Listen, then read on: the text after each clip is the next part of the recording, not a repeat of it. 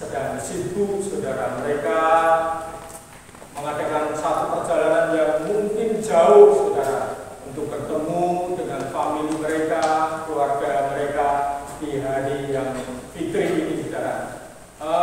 Pagi hari ini saya mengucapkan selamat datang kepada Ibu Wiwi beserta dengan Bapak. Iya, Bapak saya agak lupa namanya karena sudah lama nggak berjumpa. Kalau Ibu Wiwi saya selalu ingat karena dulu mungkin atau nggak mungkin ya, dulu pernah bersama-sama belajar di SD Salomo. Beliau adalah kakak dari teman saya satu kelas yang bernama Tuti Susilowati, sudah almarhum beberapa waktu yang lalu. Puji nama Tuhan, selamat datang di Gia Contokusumo ini. Sekarang Salomo sudah bubar, di Sumongan nggak ada, tidak di Keranggan juga sudah nggak ada. Nggak tahu sekarang nasibnya seperti apa. Namun puji Tuhan, pada pagi hari ini kita bisa bersama-sama berreuni. Biasanya ada Pak Joko Mulyono, biasanya ada Bu Yati dan teman-teman yang lainnya. Namun karena mungkin hari ini Lebaran, jadi ya seberapapun kita yang ada, kita bersyukur bisa berada di dalam bait Allah untuk kembali kita beribadah, mengucap syukur kepada Tuhan. Bapak Ibu serta saudaraku yang terkasih di dalam Tuhan, saya bersyukur kepada Tuhan pada pagi hari ini bisa berada di tempat ini, berdiri di tengah-tengah Bapak Ibu serta saudara-saudara sekalian untuk belajar tentang kebenaran firman Allah. Saudara, bukan sejujurnya bukan satu impian, cita-cita bagi saya untuk bisa berdiri seperti saat pagi hari ini, ya saudara. Kalau minggu pertama Pak Danu, Diaken Danu menyampaikan bahwa cita-citanya sejak kecil bisa berdiri di depan mimbar untuk menyampaikan firman Allah, untuk menyampaikan pelajaran banyak hal, saudara. Tetapi ini bukan merupakan satu cita-cita saya sejak kecil, saudara. Tepatnya sejak SMP. Saya itu memiliki cita-cita, sejujurnya saya sampaikan, ingin hidup yang bahagia, sederhana, saudara. Ingin hidup yang sukses, itu saudara. Hidup bahagia, hidup sukses, hidup yang berhasil itu bukan diukur oleh seberapa banyaknya harta kekayaan kita, bukan diukur oleh seberapa banyak mobil kita, bukan diukur oleh seberapa banyak villa kita dan lahan-lahan kita, saudara. Tetapi firman Tuhan katakan bahwa janganlah kamu menjadi hamba uang, tetapi cukupkanlah dengan apa yang ada padamu. Berani 13 ayat 5 di sana dikatakan, saya tidak memiliki mobil, tidak memiliki rumah yang mewah, tanah yang berhektar-hektar pun saya tidak memiliki. Namun saya merasa diri saya cukup berhasil, merasa bahagia bersama dengan istri yang mendampingi saya selama 33 tahunan, saudara. Dikaruniai 2 orang anak cowok-cowok. Saya bersyukur dengan 2 hati yang Tuhan beri bagi kami sekeluarga, yang mereka dipakai Tuhan juga untuk bisa melayani pekerjaan Tuhan yang dipercayakan di tempat ini melalui talenta mereka. Saya bersyukur untuk semuanya itu, saudara. Itu sebabnya tak henti-hentinya saya mengucap syukur kepada Tuhan untuk segala sesuatu yang Tuhan kerjakan bagi saya. Hidup sederhana. Dulu ketika KPK di rumah Ibu Novi di daerah Ringan sana, pernah saya menyampaikan renungan firman Allah sangat simpel dan sederhana.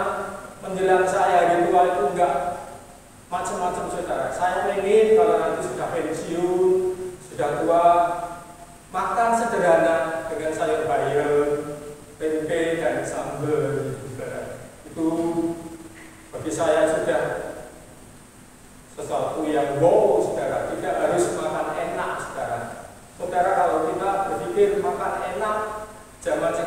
ini disesuaikan dengan kondisi kita. Kalau kita sudah usia 50 tahun ke atas, makan enak, oke, di restoran, saudara. Tetapi dampaknya bagi tubuh kita, bagi kesehatan kita tentu itu pasti kurang baik. Apalagi pada orang-orang yang sudah memiliki riwayat penyakit tertentu seperti misalnya kolesterol, diabetes, asam urat, dan lain-lain. Makanya sederhana saja, saudara, tempe, sayur bayam, nasi, sambal itu sudah cukup bagi kita. Bapak Ibu serta saudaraku yang kekasih, tema firman Tuhan pada pagi hari ini yang diberikan oleh Bapak Pendeta adalah salib adalah satu kebodohan, saudara. Sebelumnya kita akan buka di dalam Alkitab kita, di dalam kitab 1 Korintus pasal yang pertama ayat yang ke-18, saudara. Kita akan baca bersama-sama karena hanya satu ayat saja. 1 Korintus pasal 1 ayat yang ke-18, saudara. 1, 2, 3. Sebab pemberitaan tentang salib memang adalah kebodohan bagi mereka yang akan binasa, tetapi bagi kita yang diselamatkan, pemberitaan itu adalah kekuatan Allah. Amin, saudara. Jadi tema yang kita pelajari pada pagi hari ini adalah salib adalah satu kebodohan. Berbicara tentang salib tidak terlepas dengan satu pribadi yang bernama Yesus Kristus, saudara. Sebab dialah pribadi yang satu-satunya mati tergantung di kayu salib. Dia adalah Yesus. Ada banyak nama Yesus mungkin di dunia ini ratusan, saudara, tetapi dia tidak rela mati di kayu salib untuk menebus setiap dosa manusia. Saya pernah sekali tempo nonton televisi, saudara, ada pemain sepak bola yang namanya Yesus, saudara. Tentu bukan Yesus yang seperti ini yang dimaksud tentang salib ini, saudara. Tentu bukan nama yang demikian yang mati tergantung di kayu salib ini, saudara. Tetapi hanya nama Yesus, dialah satu-satunya nama yang rela berkorban mati di atas kayu salib untuk menebus dan menyelamatkan hidup kita sebagai orang-orang yang berdosa. Di sini dikatakan bahwa pemberitaan tentang salib adalah salib Yesus, memang adalah kebodohan bagi mereka yang akan binasa, saudara. Saudara, saya akan membagi firman Tuhan ini dalam dua kelompok. Yang pertama, salib adalah kebodohan. Yang kedua adalah bagi kita yang diselamatkan, pemberitaan itu adalah kekuatan Allah. Yang pertama adalah kita akan belajar tentang orang yang bodoh. Orang yang seperti apa sampai-sampainya dia menolak pemberitaan salib itu, saudara. Orang bodoh, saya membuka di dalam kamus besar bahasa Indonesia itu bisa diartikan sebagai orang yang bebal, saudara. Orang bodoh sama dengan orang yang bebal, saudara. Bebal itu hampir sama dengan kebal, saudara. Hampir mirip kebal dan bebal. Kalau kebal adalah orang yang tidak mempan terhadap senjata, saudara. Orang kebal itu mau ditusuk pakai senjata setajam apapun tetap kebal, saudara. Tidak akan terluka, tidak akan mengeluarkan darah, apalagi sobek tubuhnya nggak akan. Karena dia adalah orang yang kebal, yang mungkin di dalam tubuhnya diisi dengan jimat-jimat ataupun mantra-mantra yang sehingga senjata apapun tidak bisa melukai orang tersebut. Tetapi berbeda dengan orang yang bebal, saudara. Orang bebal adalah orang yang tidak mempan terhadap nasihat, terhadap kritikan, terhadap teguran orang lain, saudara. Diberikan teguran, diberikan nasihat, tetap saja jalannya seperti itu, saudara. Saya memiliki tetangga yang tanda kutip boleh saya sebut sebagai orang bebal, saudara. Ceritanya seperti ini. Di depan rumah saya itu jalannya kan nggak terlalu lebar, saudara. Kira-kira ya 2,5 sampai 3 meter begitu, saudara. Setiap saya pulang dari bepergian, motor saya taruh di depan rumah saya, saudara. Dan tetangga saya ini juga punya motor, saudara. Jadi saya taruh motor sebelah sini, tetangga saya menaruh motor sebelah sini, saudara. Jadi jalan yang 2,5 meter menjadi sempit, saudara. Saya bahkan istri saya pernah mengingatkan, Mas, kalau naik taruh motor jangan di situ, satu jalur saja seperti ini. Sudah, nanti kalau ada motor yang lewat tidak kesulitan, saudara. Iya Bu, iya Pak, seperti itu, saudara. Dan waktu seperti itu lagi, saudara. Diingatkan seperti itu lagi, saudara. Mas, kalau naik parkirkan motor jangan kanan kiri, nanti kasihan orang lain kalau lewat bisa nyenggol dan terjadi masalah. Iya, ya seperti itu, saudara. Saya menimbulkan orang ini kan bebal, saudara. Dan nggak bisa dikasih tahu lagi. Ya, sudah terserah apapun yang dia lakukan, saudara. Jadi itu gambaran sebagai orang yang bebal. Dia tidak bisa menerima masukan, nasihat daripada orang lain. Apa yang dia lakukan, dia berpikir itu sudah oke, sudah iya, saudara. Zaman sekarang seperti itu. Mungkin masih banyak contoh-contoh lain lagi orang yang bebal, saudara. Nampaknya bukan hanya pada zaman sekarang saja kita melihat kebebalan orang, saudara. Tetapi pada zaman itu, pada zaman Yesus Kristus, kita melihat banyak orang-orang Yahudi yang mereka juga tanda kutip bebal, saudara. Sehingga mereka tidak mengindahkan nasihat-nasihat yang diberikan oleh Tuhan Yesus. Kita akan melihat contohnya di dalam Matius pasal yang ke-13, saudara. Bagaimana contoh orang yang bebal ini, saudara. Matius pasal yang ke-13 ayat yang ke-53.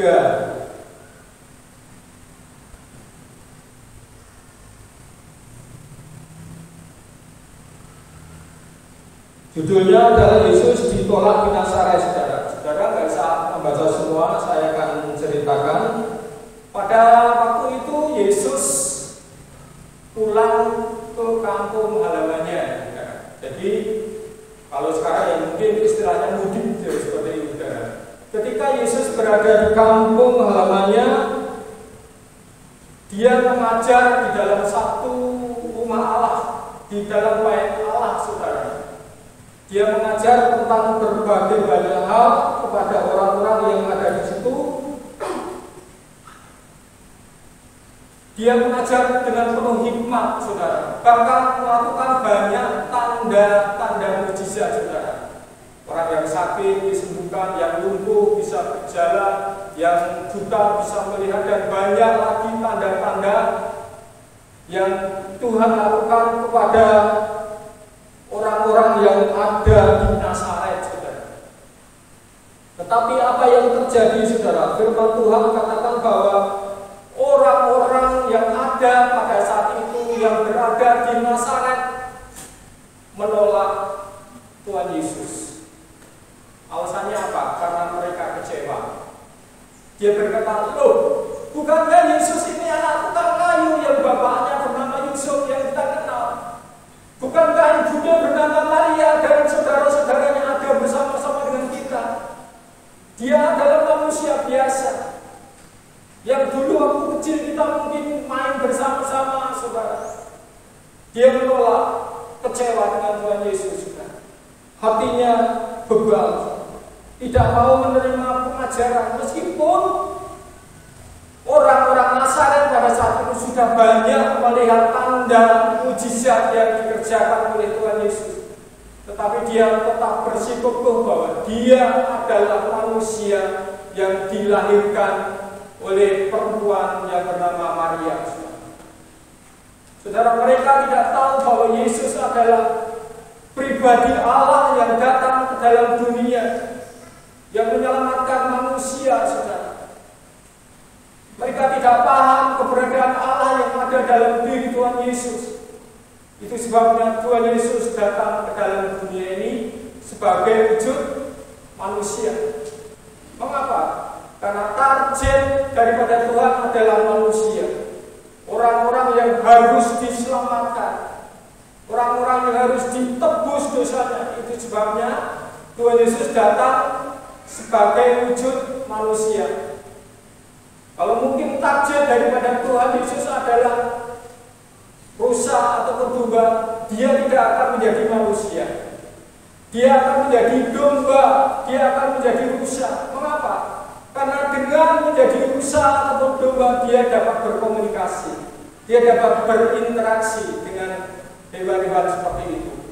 Tetapi manusia adalah target utama daripada Tuhan untuk bisa diselamatkan, untuk bisa diampuni segala dosanya dan mendapatkan kehidupan kekal. Itulah sebabnya Tuhan Allah datang sebagai manusia untuk bisa berkomunikasi, untuk bisa berinteraksi dengan kita, saudara. Sebagai manusia, Yesus bisa merasakan apa yang dirasakan oleh manusia.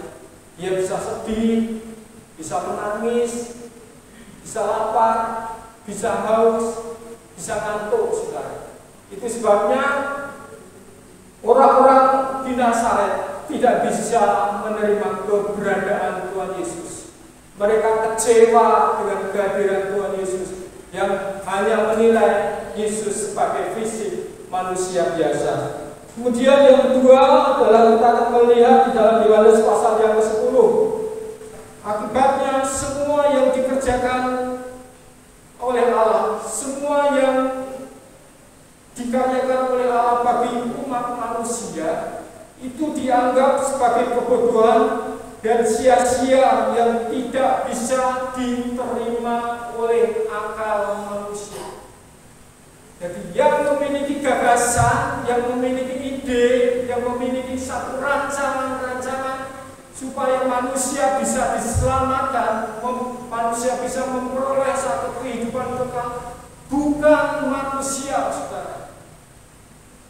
Tetapi Allah sendiri yang memiliki rancangan tersebut untuk bisa menyelamatkan manusia, sehingga setiap orang yang percaya kepada Tuhan Yesus tidak binasa, melainkan beroleh satu kehidupan yang kekal, saudara.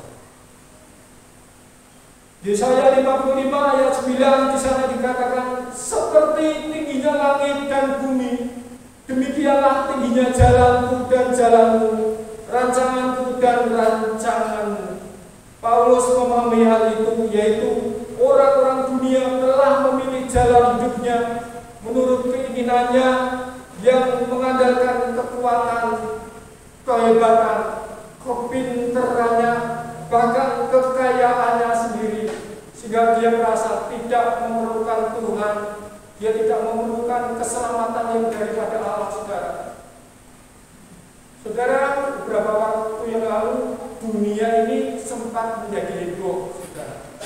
Sebab ada satu penemuan baru yang di luar nalar manusia. Tepatnya pada tanggal 31 Desember 2021 ada satu penemuan yang spektakuler yang dilakukan oleh negeri tirai bambu, saudara. Apa itu, saudara? Kira-kira mereka telah membuat gebrakan baru di dunia ini, yaitu membuat matahari tiruan, saudara. Wow, saudara, matahari dibuat oleh negara Cina, saudara. Tentu biayanya tidak sedikit. Mereka merasa hebat, saudara.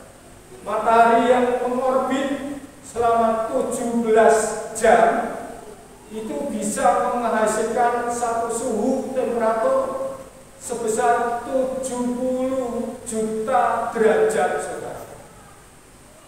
Jadi panasnya itu melebihi matahari asli yang buatan Tuhan, saudara, 5 kali, saudara. Coba bayangkan kalau matahari di kita punya itu siang hari suhunya sekitar 30 derajat lah seperti itu. 5 kali panasnya berapa saudara? 150 ya saudara. Jadi kalau kita naruh telur itu di halaman bisa matang saudara. 150 derajat Celcius saudara. Bahkan bukan hanya itu saudara. Negeri Cina juga sedang mengembangkan lagi satu teknologi yang baru. Dia hendak membuat bulan. Bayangkan, memang mereka adalah orang-orang yang jenius, saudara.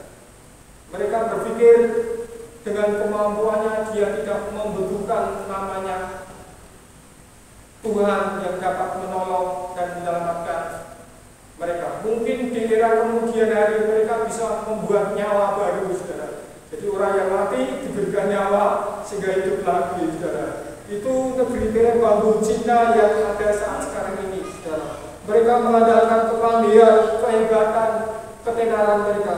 Tetapi juga ada yang mengandalkan kekayaan, saudara. Mereka pikir dengan kekayaan mereka dapat diselamatkan, saudara. Mereka dapat memperoleh satu kehidupan kekal. Ada satu tokoh reformasi yang bernama Martin Luther pada tahun 1517. Dia mengadakan satu pembaruan ajaran gereja yang dinilai salah pada saat itu, saudara. Sebab mengapa? Sebab gereja pada saat itu mengajarkan bahwa pengampunan dosa itu bisa dilakukan dengan cara membeli surat indulgensia. Jadi surat indulgensia adalah surat penghapus hutang dosa. Jadi kalau demikian diberlakukan kepada manusia, kepada orang terjemaah, siapa yang memperoleh keselamatan, saudara? Tentu adalah orang yang kaya, saudara. Orang-orang yang miskin binasa oleh karena tidak bisa memberi surat indulgensia, saudara. Kalau katakan satu surat seharga 100 juta, mungkin bubur bisa membeli 5, saudara. 5 surat indulgensia sehingga dosa-dosanya, dosa suami, dosa anak-anaknya bisa ditebus dengan surat indulgensia. Tetapi bagaimana kita yang tidak memiliki harta uang sebanyak itu? Pastilah kita akan tinggal dalam dosa dan oleh kebinasaan. Tetapi Rasul Paulus Martin Luther mengutip sebuah ayat di dalam firman Tuhan bahwa keselamatan itu tidak bisa dikerjakan oleh tangan manusia, karena keselamatan itu adalah produk surgawi yang dapat mengerjakan adalah orang yang berada di dalam surga, saudara. Sehingga di dalam Efesus pasal 2 ayat 8 di sana dikatakan, sebab karena kasih karunia kamu diselamatkan oleh iman. Itu bukan hasil usahamu, itu bukan hasil kekuatanmu, itu bukan karena hasil hartamu, tetapi pemberian Allah. Jadi kalau kita saat ini yakin dengan seyakin-yakinnya kita diselamatkan, kita patut bersyukur kepada Tuhan. Karena itu bukan hasil jerih payah kita, itu bukan hasil perbuatan baik kita, itu bukan karena amal kita sudah membangun 7 gereja di mana-mana tempat di lain tempat, bukan itu. Tetapi itu semua karena kasih karunia daripada Tuhan. Tuhan Yesus sudah rela mati menebus kita sehingga membebaskan kita dari tutup dosa dan memberikan satu kehidupan yang kekal. Kemudian yang kedua, saya akan lanjutkan di dalam pembacaan 1 Korintus pasal yang 1 ayat yang 18. Tetapi bagi kita yang diselamatkan, pemberitaan salib adalah kekuatan Allah. Sekali lagi, salib yang dimaksud adalah salib Kristus, bukan salib ornamen seperti gereja ataupun di kalung para ibu-ibu kaum wanita, bukan seperti itu. Yang dimaksud adalah salib Yesus. Di dalam kekristenan dan Injil, berita sentralnya adalah salib Yesus. Kalau kita mengaku sebagai anak Tuhan, kita mengaku sebagai orang-orang Kristen, tetapi tidak mengerti, memahami tentang salib Kristus, maka sebenarnya kita belum memahami dari pusat iman kekristenan kita. Jadi inti ataupun pusat Injil dan kekristenan adalah Kristus yang disalibkan. Pusat dari iman kita adalah, fokus kita, tujuan kita adalah Kristus yang disalibkan. Kristus Yesus boleh lahir berkali-kali, beribu-ribu kali, tetapi kalau dia tidak menyelamatkan, dia tidak mati di atas kayu salib, itu sia-sia. Itu bukan Kristus, saudara. Kita akan belajar mengenai arti dari salib itu sendiri. Yang pertama kita akan membuka 1 Korintus pasal 1 ayat 23.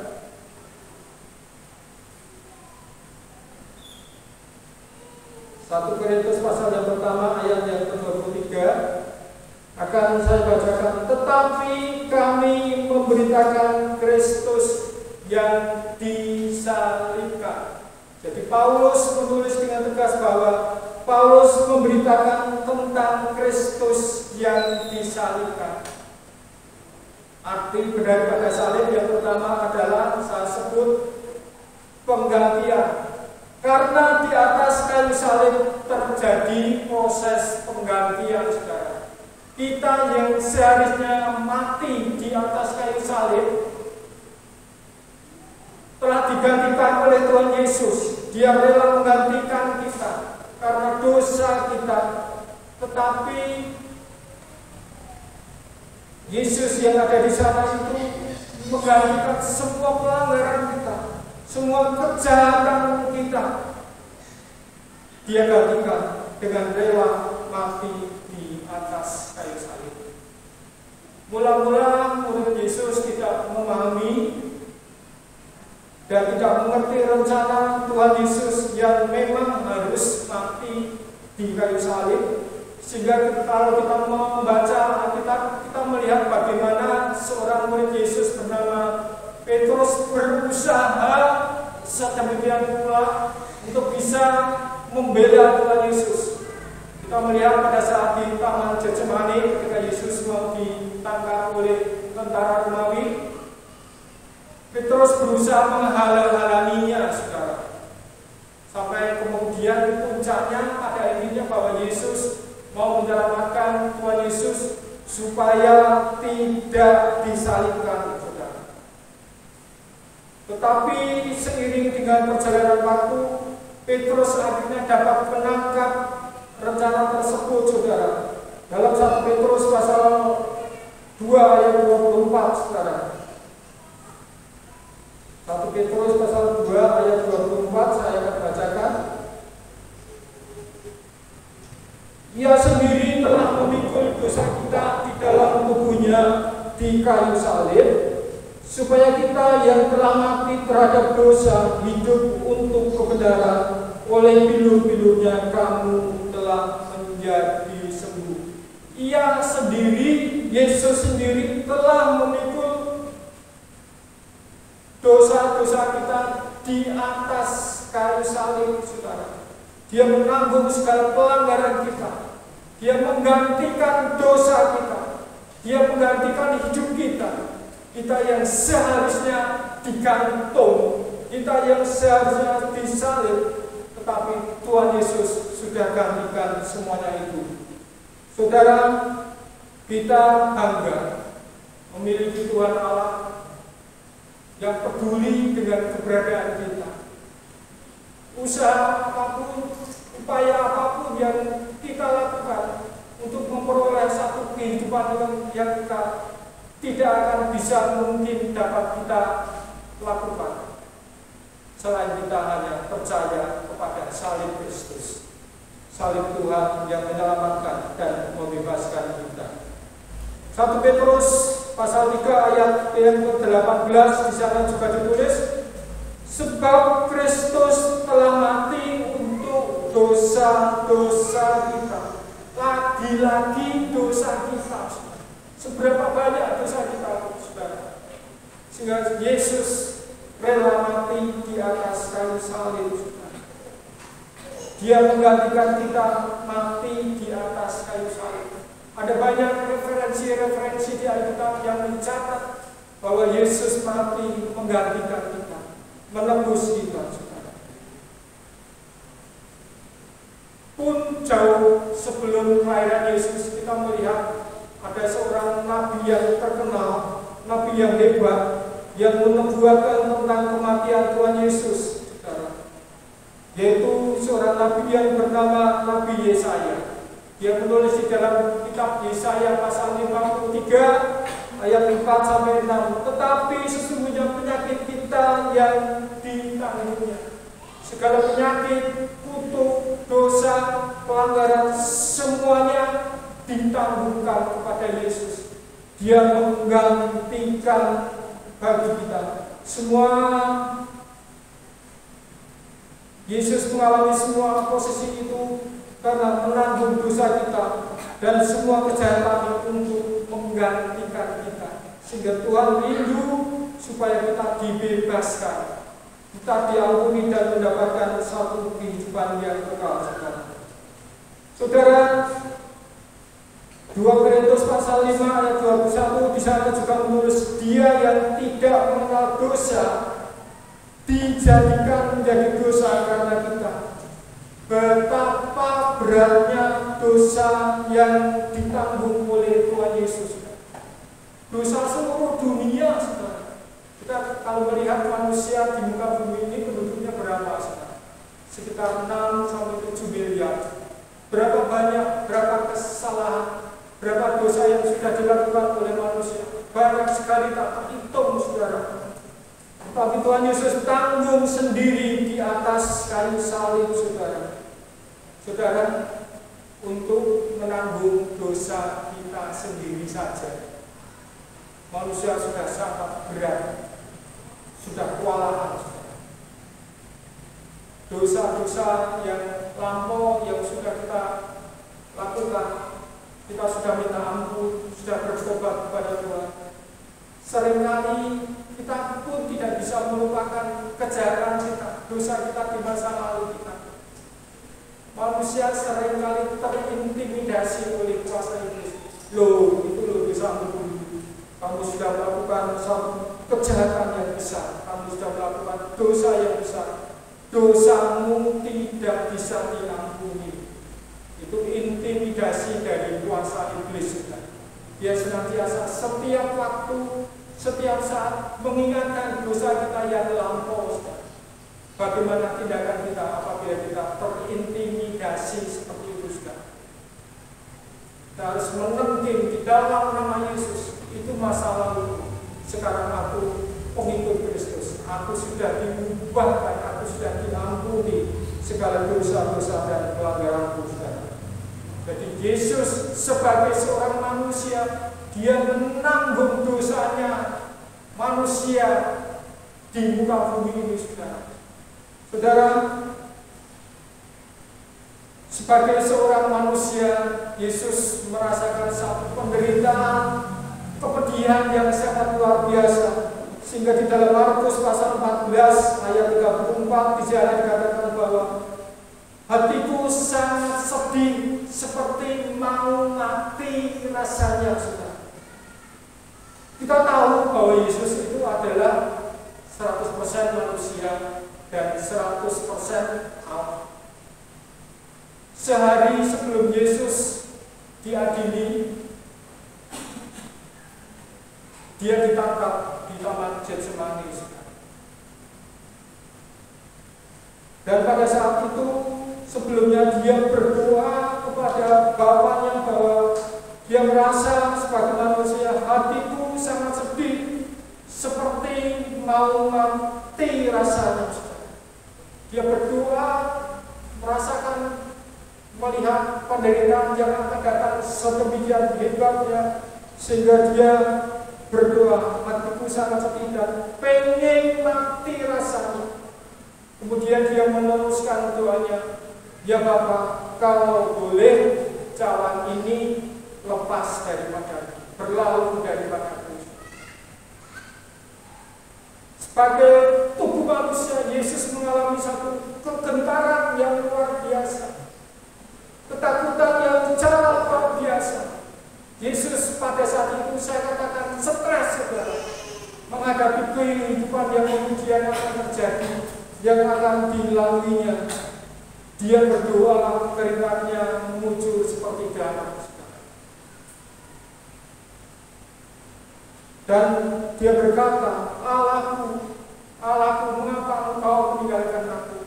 Sebagai manusia dia merasa ditinggalkan oleh Bapaknya, menanggung dosa sendirian. Saudara, kalau kita melihat sosok Yesus dalam keilahiannya, dia memang satu Allah yang perkasa, Allah yang biasa, yang kita lihat selama ini memang terjadi seperti itu. Ketika Yesus bersama-sama dengan murid-muridnya di danau, saudara, terjadi badai, angin ribut, sehingga murid-muridnya ketakutan. Dia membangunkan Tuhan Yesus. Tuhan Yesus, apakah engkau tidak peduli kalau kami celaka? Ketika itu Yesus sedang tidur, tetapi ketika dia bangun, dia hanya berkata sepatah kata saja, diam, tenanglah. Maka angin ribut itu boleh reda, tenang. Ada banyak orang-orang yang disembuhkan, orang yang buta bisa melihat, yang lumpuh bisa berjalan, bahkan Lazarus yang sudah mati, saudara, 4 hari di dalam kuburan, tubuhnya membusuk, saudara.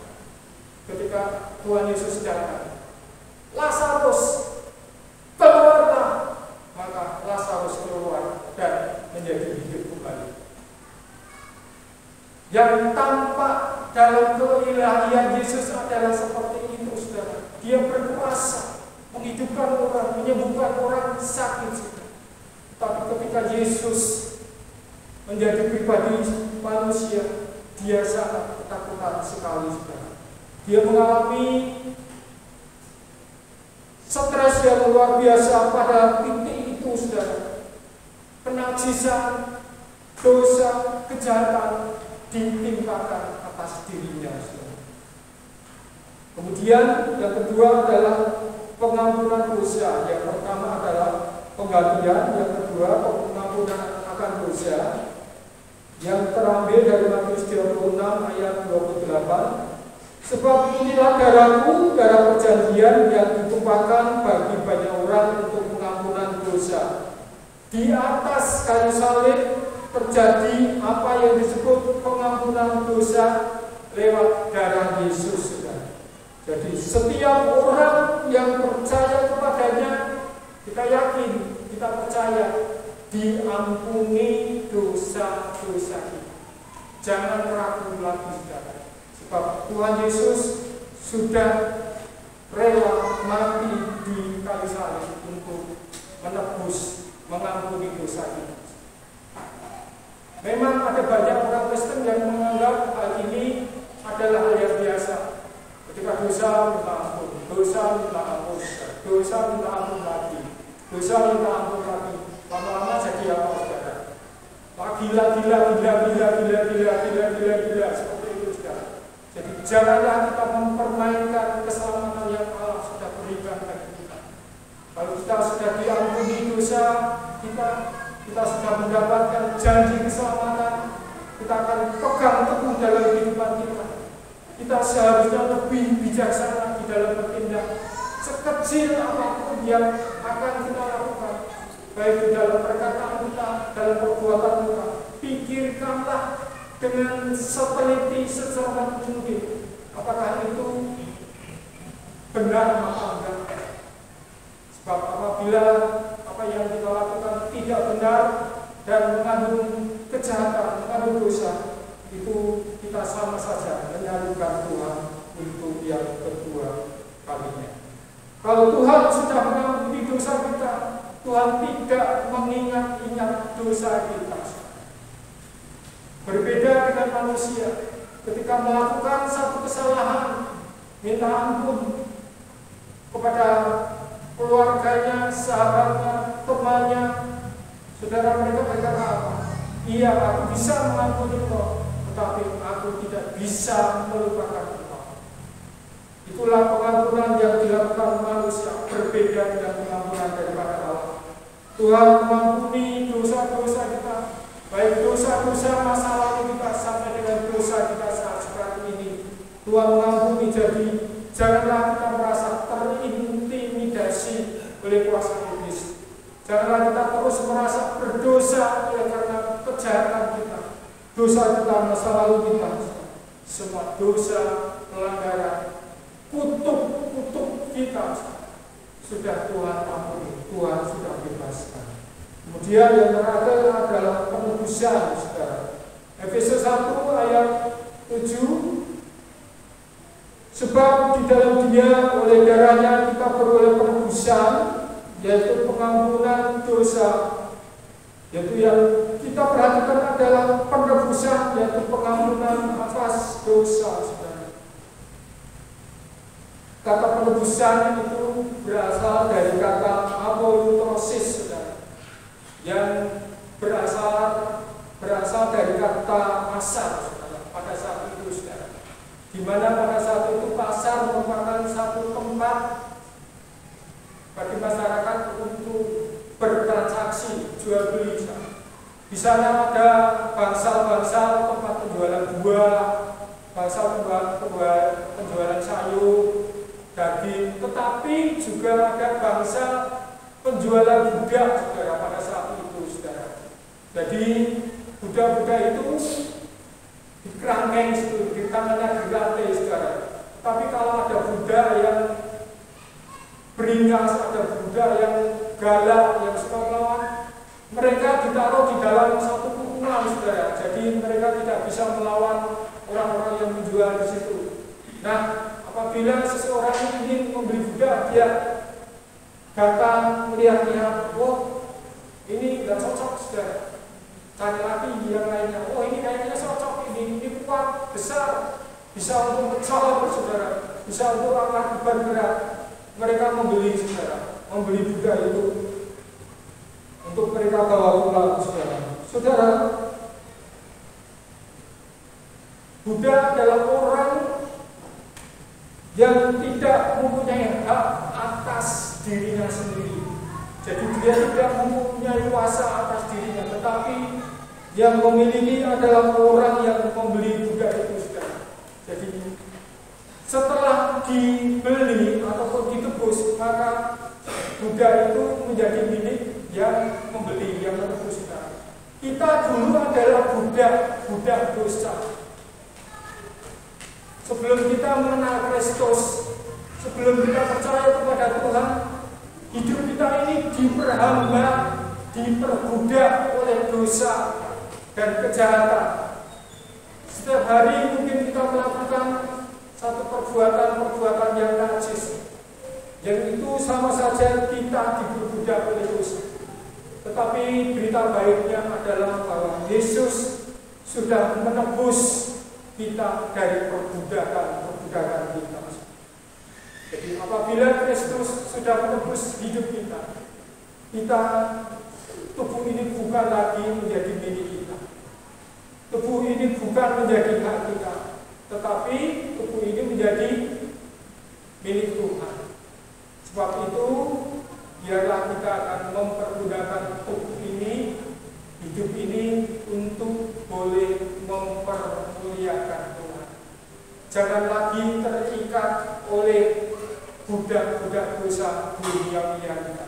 Jangan lagi berkata, ini kan tubuhku, suka-sukanya, aku mau miras, aku mau narkoba, aku mau judi, apa yang lainnya. Jangan, kita sudah ditebus dengan darah yang mahal, yaitu darah Yesus Kristus.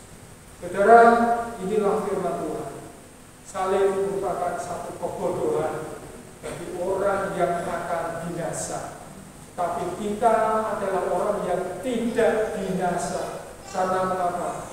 karena kita sudah mendapatkan kekuatan Allah untuk kita mendapatkan keselamatan di dalam kehidupan kita. Hari-hari yang akan datang kita tidak tahu apa yang terjadi. Mari kita akan pergunakan hidup kita. Kita sudah ditebus. Tubuh ini sudah bukan milik kita lagi. Tubuh ini milik Tuhan. Kita pergunakan untuk bisa mempermuliakan nama Tuhan. Amin. Mari kita